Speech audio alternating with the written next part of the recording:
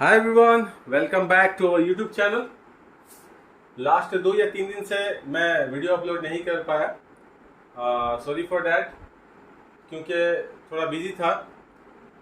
और आप लोग सभी जानते हैं कि लास्ट जो मैंने वीडियो अपलोड किया था वो आइडियल गैस इक्वेशन से रिलेटेड था। उसे आप अगर नहीं देखे हैं अभी तक तो जाकर देख सकते हैं मेरे channel @Mohib Meera. Search bar में टाइप कीजिए @मोहिब मिर्हा, बस ये टाइप करना है। पूरा चैनल वहाँ पर आकर के आपके सामने आ जाएगा। तो वहाँ पे वीडियोस जितने भी हैं उसे आप जाकर देखें, लास्ट पार्ट को जरूर देखें आप। उसके बाद ये जो अभी तो गैसों का बर्ताव के ऊपर ही, बिहेवियर ऑफ गैस के ऊपर ही चैप्टर हमारा चल रहा है। आज हम लोग आपके सामने मैं फिर से हाजिर हूँ। आज जो टॉपिक मैं लेकर के आया हूँ वो बहुत ही इम्पोर्टेंट टॉपिक है। ये किसी न किसी साल ये आता रहता है, ये क्वेश्चन माध्यमिक एग्जाम में। Postulates of kinetic theory of gases, गैसों के काइनेटिक नजरिया के मफरूजात हैं ये, यानी अजम्पशंस हैं, मान लिया गया है, मान करके तैयार किया गया है। तो इसके कुछ नुकात हैं, कुछ पॉइंट्स हैं, उस पर हम लोग डिस्कस करने वाले हैं, डिटेल डिस्कस करने वाले हैं। इस वीडियो को जरूर आप एंड तक देखिएगा। ये पूरा जो यहाँ पर लिखा हुआ है इसको मैं डिटेल में एक्सप्लेन करूँगा आपको, ठीक है। ये पूरा इसी को बेस करके आइडियल गैस इक्वेशन बना है, ठीक है। तो देखिए हम लोग आगे बढ़ते हैं, इसको समझते हैं। जो गैसों का जो postulates of kinetic theory of gases है, गैसों के काइनेटिक नजरिया के मफरूजात, ये यहाँ से स्टार्ट हो रहे हैं। आप देखिए 1 नंबर पॉइंट क्या है। गैस छोटे से छोटे जर्रों से मिलकर बनी होती है जिनको साल्मा कहते हैं, ठीक है। गैस छोटे छोटे जर्रों से मिलकर बनी होती है जिनको हम लोग क्या कहते हैं, साल्मा कहते हैं। साल्मा हमेशा रैंडम हरकत में रहते हैं, ठीक है। पहला एकदम सिंपल सा है, यानी जितने भी गैसेज हैं सब साल्मा से मिलकर बने होते हैं। और ये साल्मा क्या करते हैं मालूम है, जिधर तिधर, यानी यहाँ वहाँ किसी भी वक्त में रैंडम मोशन होता है इनका। मोशन किस डायरेक्शन में होगा ये आप डिफाइन नहीं कर सकते, रैंडमली मूव करते हैं, किसी भी डायरेक्शन में ये मूव कर सकते हैं, ठीक है। तो ये था पहला हमारा स्टेटमेंट था। दूसरा जो देखिए, दूसरा सेंटेंस में क्या बोल रहा है, गैस के साल्मों के दरमियान कोई कुव्वत कशिश काम नहीं करती, यानी गैस के साल में, गैसों में खास करके बोल रहा है यहाँ काइनेटिक थ्योरी ऑफ गैस के हिसाब से, गैस के साल्मों के दरमियान कोई कुव्वत कशिश काम नहीं करती, ठीक है।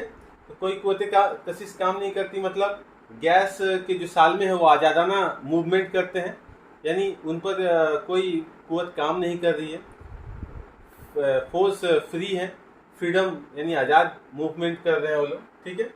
3 नंबर में क्या है, गैस के साल्मों में काइनेटिक एनर्जी होती है, ठीक है। आप सभी देख रहे हैं पहला नंबर पॉइंट क्या बोल रहा है कि गैस हरकत में रहते हैं, रैंडमली हरकत में रहते हैं, ठीक है। यानी हरकत में अगर कोई चीज़ रहती है तो उसमें कौन सा एनर्जी पाया जाता है, हरकत के एतबार से हमेशा उस चीज़ में एनर्जी जो पाया जाता है उसे क्या, कौन सा एनर्जी कहते हैं, काइनेटिक एनर्जी कहते हैं उसे।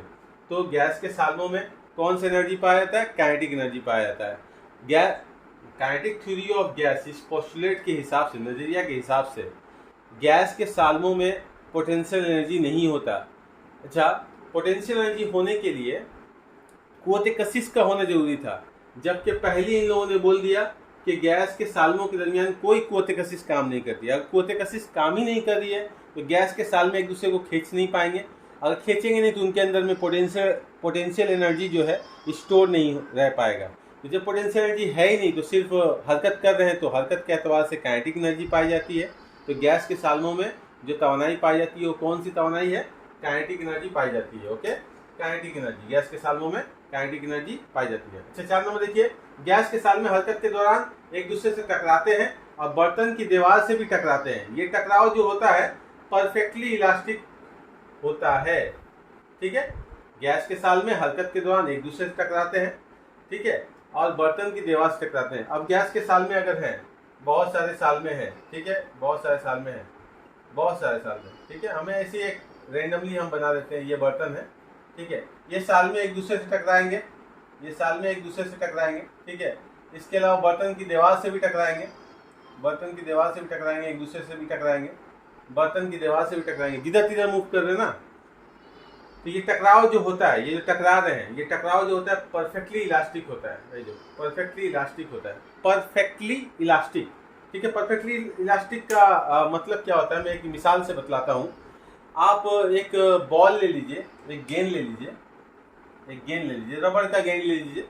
तो अगर आप जानते हैं रबड़ की गेंद को इस ऊंचाई से अगर हम लोग गिराएं, मान लीजिए गिराते हैं, तो क्या होता है, जब वो बाउंस करके वापस आता है, यानी अगर हम कोई गेंद को यानी बॉल को अगर हम नीचे गिराते हैं तो वो बाउंस करके ज़मीन से टकराता है, टकरा के फिर ऊपर आता है।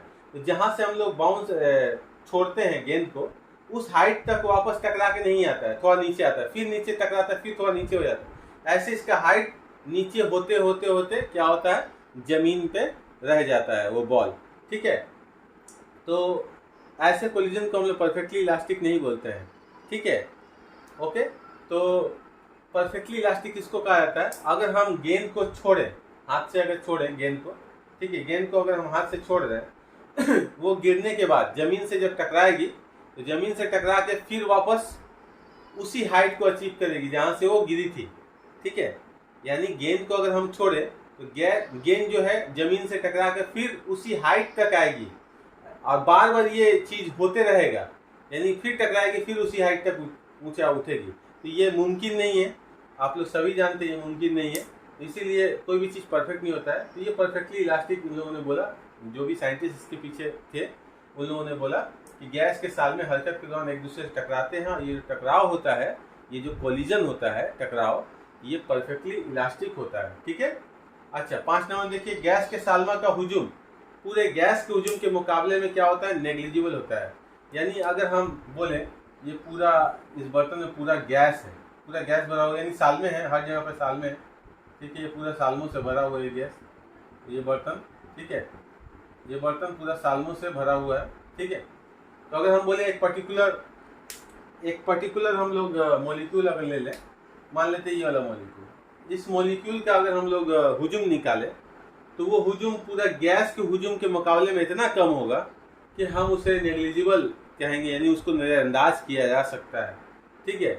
इस पोस्टुलेट के हिसाब से गैस के साल्मा का हुजूम पूरे गैस के हुजूम के मुकाबले में क्या होता है, नेग्लिजिबल होता है।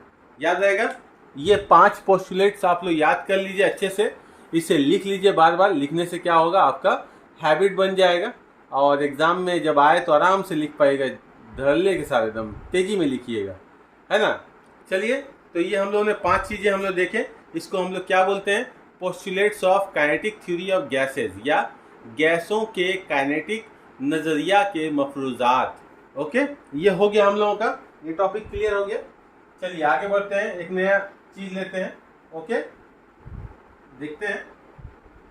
अच्छा, हम लोग सभी जानते हैं आइडियल गैस इक्वेशन किसको बोलते हैं, PV is equal to RT ना, 1 मोल गैस के लिए। आइए हम लोग उसके ऊपर हम लोग कुछ सीखने जा रहे हैं, ठीक है। इसको मिटा देता हूं पहले।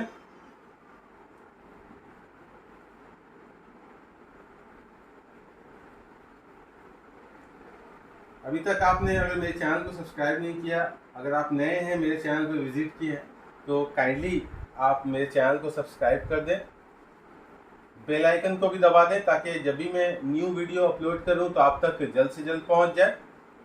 आप मेरे साथ बने रहें, मेरे वीडियोस को आप देखा करें, आपका एग्ज़ाम में नो डाउट आपके एग्ज़ाम में बहुत अच्छा मार्क्स आएगा।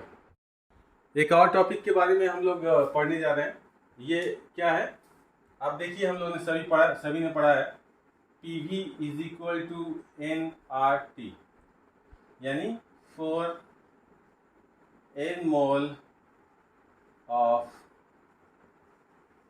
आइडियल गैस, मिसाली गैस, n मोल मिसाली गैस के लिए PV is equal to nRT। अच्छा, ये जो इक्वेशन आया है, ये इक्वेशन पोस्टुलेट्स यानी काइनेटिक थ्योरी का जो पोस्टुलेट्स है उसको बेस करके बनाया गया है। यहाँ पर गैसों का साल्मों का हुजूम को नज़रअंदाज किया गया है, जबकि हम लोग सभी बचपन में कहावत सुने हैं कि बूंद बूंद तालाब भरता है ना, बूंद बूंद तालाब बनता है या भरता है।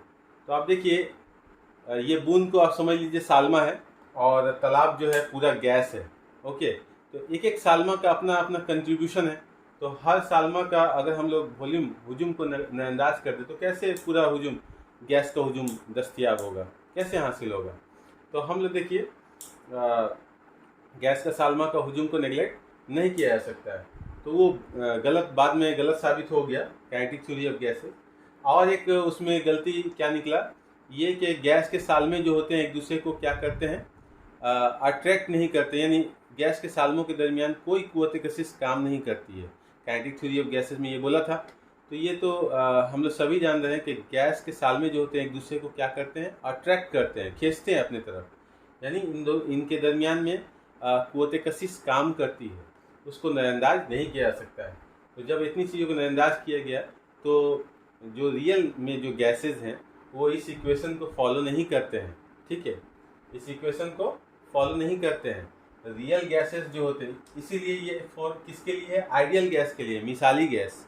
ओके, तो रियल गैस के लिए क्या होगा, देखिए रियल गैस के लिए जो इक्वेशन होता है P प्लस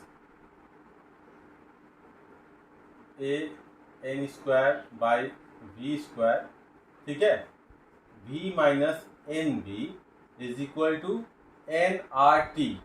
ओके, NRT ये हमारा, इसको मैं लिख देता हूँ for N mole real gases यानी रियल गैस के लिए N मोल गैस के लिए ये फॉर्मूला है P plus AN square by V square V minus NB is equal to NRT। ये जो टर्म आप देख रहे हैं AN square by V square, ये बढ़ गया ना कहीं, ये अगर ना रहे, ये अगर ना रहे तो ये क्या मिलेगा, PV मिल जाएगा इक्वल टू NRT, सेम आ जाएगा ना। लेकिन आप देखिए ये जो इसको बोलते हैं करेक्शन फैक्टर्स, ठीक है ना, ये A और ये जो पूरा का पूरा है और ये जो है किसके लिए है, ये वेंडर वाल कांस्टेंट है A, ये किसके लिए आया है, ये जो सालमों के दरमियान जो कुव्वत कशिश काम करती है उसको अकाउंट में लिया गया, उसको शुमार कर लिया गया है। ठीक है, इसको शामिल कर लिया गया है, तब जाके प्रेशर जो मिला है ये पूरा प्रेशर मिल रहा है। ठीक है, ये पूरा प्रेशर मिल रहा है। और ये जो आप देख रहे हैं ये जो वॉल्यूम करेक्शन के लिए लिया गया, जो ये टर्म आप देख रहे हैं V में से NB को घटाया गया है। ठीक है, ये किसके लिए आया है, ये वॉल्यूम करेक्शन के लिए ये टर्म आया है। हायर स्टडीज़ में आपको इसके बारे में डिटेल पढ़ने को मिलेगा। अभी फ़िलहाल आप लोग ये देख लें कि रियल गैस इक्वेशन क्या होता है। इसको हम लोग, इस इक्वेशन को वेंडर वाल इक्वेशन भी बोलते हैं, equation for N mole real gas. ठीक है, वेंडर वाल equation for N mole real gas. ठीक है ना, ये वेंडर वाल इक्वेशन कहलाता है P plus AN square by V square V minus NB is equal to NRT। ठीक है, PV is equal to NRT। ये जो A और B जो कांस्टेंट आया है, ये कांस्टेंट A जो है अट्रैक्टिव फोर्सेस जो काम करते हैं सालमों के दरमियान उसको शुमार करने के लिए, शामिल करने के लिए आया है। और B जो है ये आया है आपका गैसों के सालमों का जो हुजूम है उसको नज़रअंदाज नहीं किया जा सकता, उनको अकाउंट में लिया जाता है। उसके लिए ये पूरा जो इक्वेशन है थोड़ा सा चेंज हो गया है। ठीक है, ये आप देख लीजिए, ये रियल गैस इक्वेशन है और ये आइडियल गैस इक्वेशन है, PV is equal to NRT। ठीक है, याद रहेगा। और ये P plus AN square V square V minus NB is equal to NRT। बहुत इंपॉर्टेंट टॉपिक है। ठीक है, अच्छा कभी कभी एग्जाम में पूछता है कि रियल गैस किस कंडीशन में आइडियल गैस के तरह काम करेंगे। ठीक है ना, रियल गैस जो है किस कंडीशन में आइडियल गैस की तरह काम करेंगे, ये क्वेश्चन है हमारा, ये क्वेश्चन है। ठीक है, रियल गैस किस कंडीशन में आइडियल गैस की तरह काम करेंगे। तो देखिए वो कंडीशन क्या है,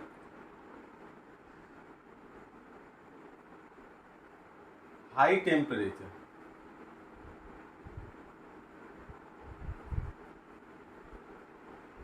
हाई टेम्परेचर और हाई टेम्परेचर हो या लो प्रेशर हो,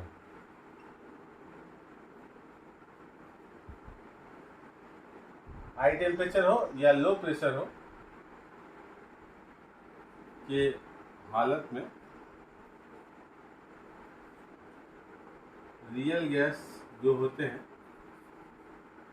आइडियल गैस की तरह